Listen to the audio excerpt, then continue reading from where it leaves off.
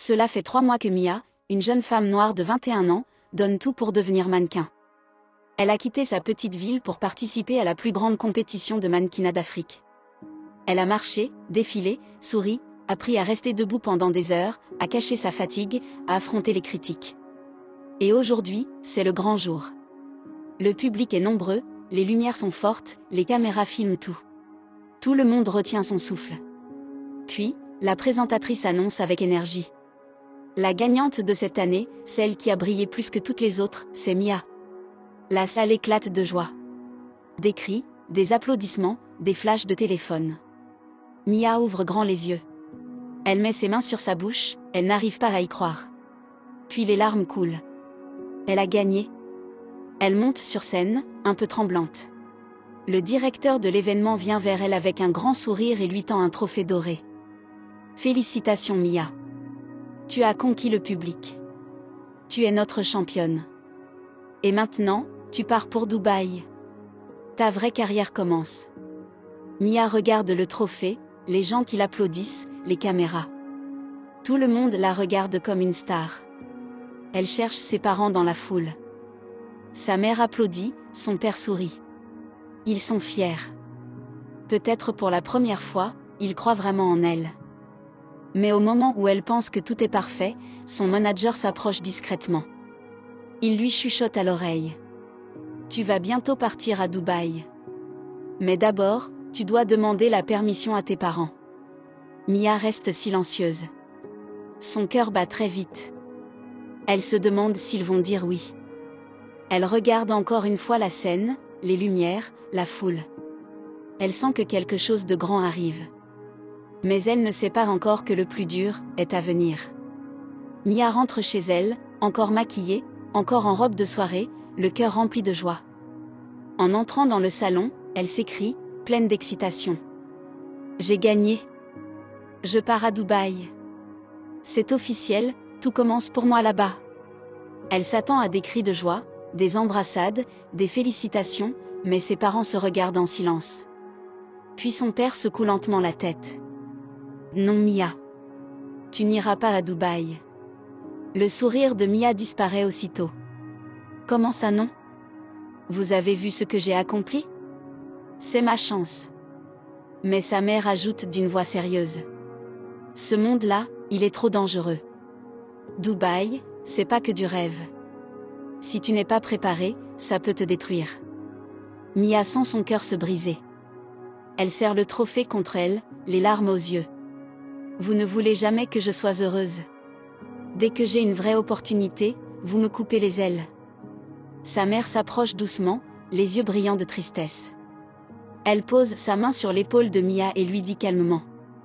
Ce n'est pas contre toi, on essaie juste de te protéger. Mais Mia se dégage, bouleversée, en colère. Elle monte dans sa chambre et claque la porte violemment. Elle s'assoit sur son lit, en larmes. Elle prend son téléphone pour essayer d'oublier. Elle fait défiler les vidéos, puis tombe sur une publication qui l'arrête net. Une voix dit. Si tu veux briller, prépare-toi à marcher dans la solitude. Les rêves sont à ceux qui osent les imposer au silence des autres. Mia sent son cœur se serrer. Elle fixe l'écran pendant quelques secondes, puis murmure. C'est Dieu qui me parle. Sans attendre, elle ouvre son répertoire, appelle son manager, et lui dit d'une voix rassurée. Dis-leur que mes parents ont accepté. Je pars. 2 jours après son appel, Mia monte dans l'avion pour Dubaï. Elle regarde par le hublot, le cœur battant fort. Elle pense à ce qu'elle laisse derrière elle, mais surtout à ce qu'elle s'apprête à vivre. Quand elle arrive à l'aéroport de Dubaï, elle est tout de suite frappée par la grandeur du lieu. Les sols brillent comme des miroirs, les murs sont recouverts d'écrans géants et de lumière dorée. Il fait chaud, mais l'air est doux. Tout est propre, calme et organisé. C'est comme si elle entrait dans un autre monde. Dehors, une Rolls-Royce blanche l'attend. Un chauffeur, en costume impeccable, l'accueille avec un léger sourire et prend sa valise. Mia s'installe à l'arrière. Le cuir des sièges est doux comme du velours. La climatisation diffuse une odeur légère de vanille et de luxe. Elle regarde par la fenêtre les palmiers, les bâtiments immenses, les voitures de sport qui roulent à côté d'elle. Elle n'en revient pas. Quelques minutes plus tard, la voiture s'arrête devant un gratte-ciel immense. Le portier l'accueille, l'ascenseur la monte jusqu'au 62e étage. Quand elle ouvre la porte de son nouvel appartement, elle reste bouche bée. Le salon est immense, décoré avec du marbre blanc, des canapés beiges, une grande baille vitrée qui donne sur toute la ville. Une cuisine moderne, une chambre avec un lit gigantesque, une baignoire qui ressemble à une œuvre d'art. Sur la table, un mot de bienvenue signé par son agence. Elle n'a même pas le temps de se reposer. Le lendemain, elle signe un contrat avec l'une des plus grandes agences de mannequins du monde. Tout s'enchaîne très vite.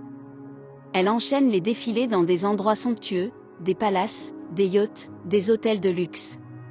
Chaque fois, des stylistes s'occupent d'elle, des maquilleurs, des photographes.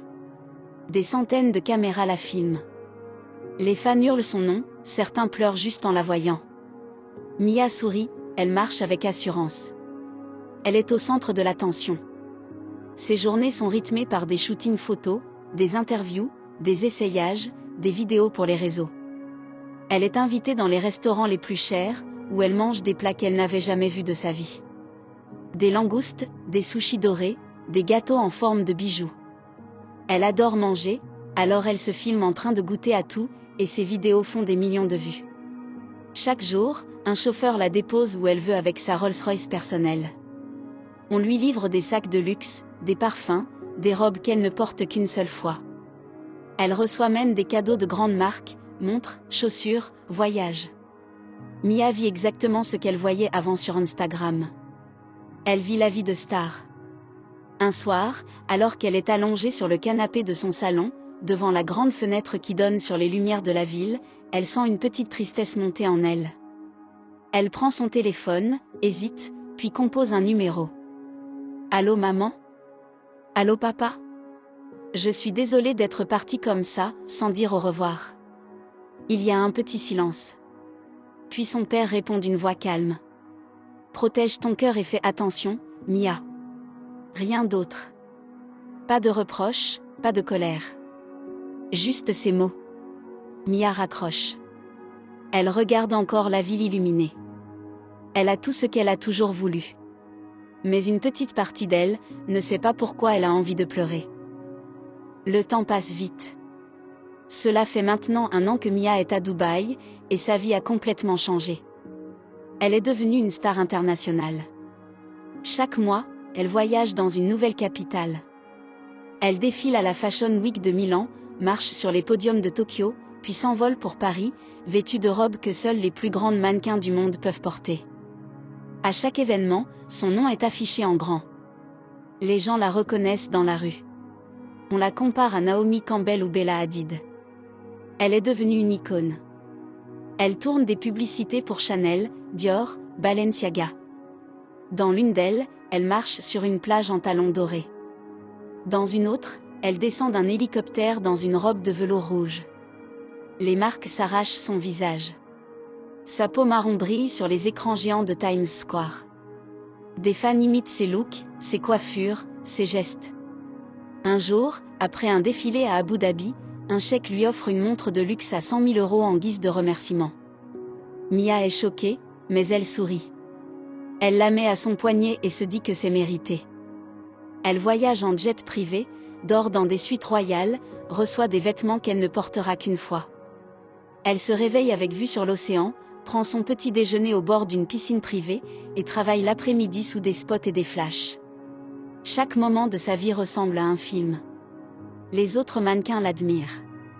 Certaines veulent être comme elle, d'autres essaient de devenir son amie. Mia, elle, garde toujours un peu de distance. Elle est gentille, mais méfiante. Elle sait que dans ce milieu, tout le monde veut quelque chose. Sur les réseaux sociaux, elle est devenue une reine. Chaque publication atteint des millions de vues. Les gens commentent. Elle est incroyable. C'est une inspiration. Elle est bénie par Dieu. Mais au fond d'elle, Mia sent que quelque chose cloche. Elle ressent parfois un regard derrière elle, une présence étrange dans les coulisses. Elle voit des signes, des mots qu'elle ne comprend pas, des symboles gravés sur certains objets. Et surtout, elle sent que quelqu'un ou quelque chose l'observe. Elle vit la vie qu'elle a toujours voulu. Mais elle sent aussi que ce succès n'est peut-être pas gratuit. Un soir, alors que Mia venait de rentrer d'un gala, son téléphone sonne. C'est un appel inconnu. Elle hésite, puis décroche. Bonsoir Mia. C'est l'agence. Rendez-vous ce soir à 22h, au restaurant Horizon, au 84e étage de la Tour Émeraude. C'est important. La voix est féminine, calme, mais sans chaleur. Mia regarde l'heure. Il est 20h. Elle ne sait pas pourquoi, mais son cœur bat un peu plus vite que d'habitude. À 22h, elle arrive devant la tour. Tout est doré, immense, silencieux. Elle monte dans l'ascenseur en verre, qui monte vite, très vite. Arrivée tout en haut, le restaurant Horizon brille comme un diamant. La vue sur la ville est incroyable, Dubaï illuminé, calme, presque irréel.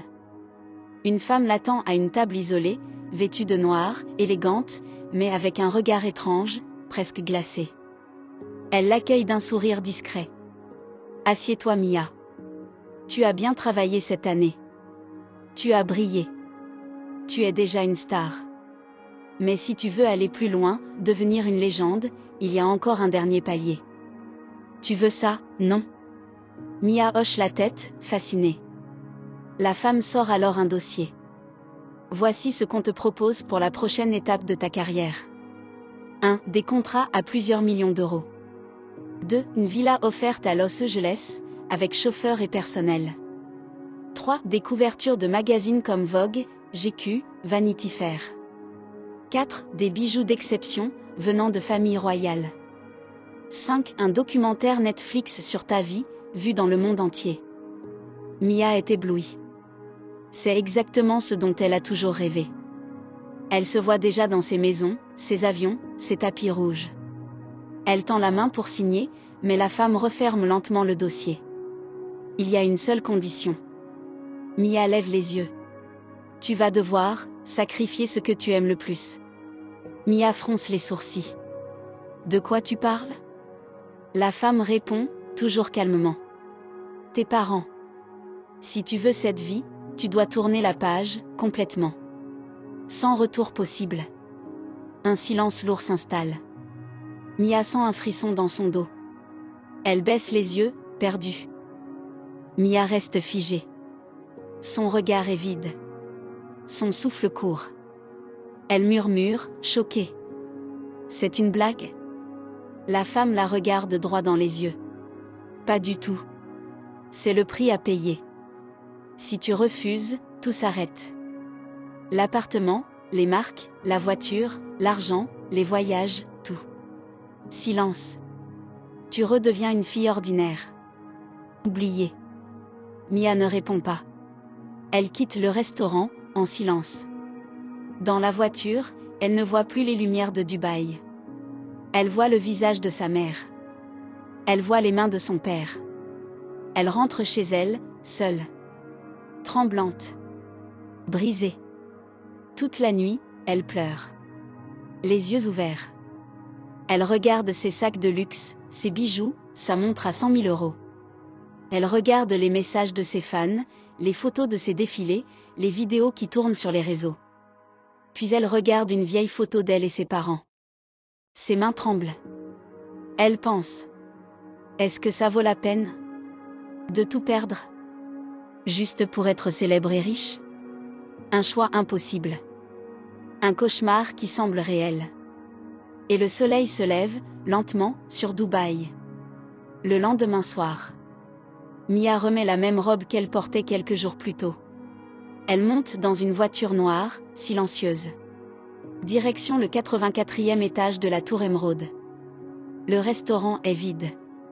Seule la femme l'attend, assise à la même table. Son regard est froid, presque mécanique. Alors? Mia ne dit rien. Elle sort le stylo. Sa main tremble. Elle signe. Un silence lourd s'installe. Comme si le monde s'était arrêté pendant quelques secondes. La femme hoche lentement la tête, satisfaite. Bienvenue parmi celles qui ont choisi la grandeur. Mia ne dit rien. Elle se lève, le regard figé, puis quitte le restaurant sans se retourner. 2 jours plus tard. Elle est seule dans son immense appartement au 62e étage. La vue est splendide, mais son cœur est ailleurs. Elle consulte son téléphone machinalement. Une notification s'affiche. C'est un message officiel. Nous avons le regret de vous annoncer que vos 2 parents sont décédés ce matin dans un accident de voiture. Mia reste immobile. Pas de cri. Pas de réaction. Juste un long silence. Un vide. Elle murmure seulement. C'est le prix à payer? Puis elle referme son téléphone, s'assoit face à la baie vitrée. Et regarde les lumières de Dubaï, sans cligner des yeux. Mia devient une légende mondiale. Elle ouvre les plus grands défilés à New York, à Londres, à Paris. Elle lance sa propre marque de vêtements. Ses parfums s'arrachent dans le monde entier. Son visage est sur les affiches géantes à Times Square, dans les aéroports, sur les écrans de luxe. Elle achète une villa d'1 milliard de dollars, perchée dans les hauteurs de Dubaï. Piscine à débordement, cinéma privé, ascenseur en or. Elle a tout. Elle organise des soirées avec des stars, elle voyage en jet privé. Les caméras ne la quittent plus. On l'appelle la nouvelle reine de la mode. Mais parfois, le soir, quand tout est calme, elle est seule, dans son immense lit. Les draps sont en soie, les lumières tamisées, la ville scintille en bas, mais elle regarde une vieille photo. Une petite photo. Froissée. Elle, plus jeune, entre ses parents. Tous sourient. Ses yeux se remplissent de larmes. Elle murmure doucement, presque pour elle-même. Est-ce que c'était ça, le vrai bonheur? Elle pleure. En silence. Car personne ne sait ce qu'elle a fait. Personne ne connaît l'histoire derrière sa couronne. Mais elle sait. Et chaque matin, dans sa salle de bain en marbre, face au miroir doré, elle se regarde. Parfaite, célèbre, adorée. Et elle se dit: je suis reine du monde, mais orpheline par choix.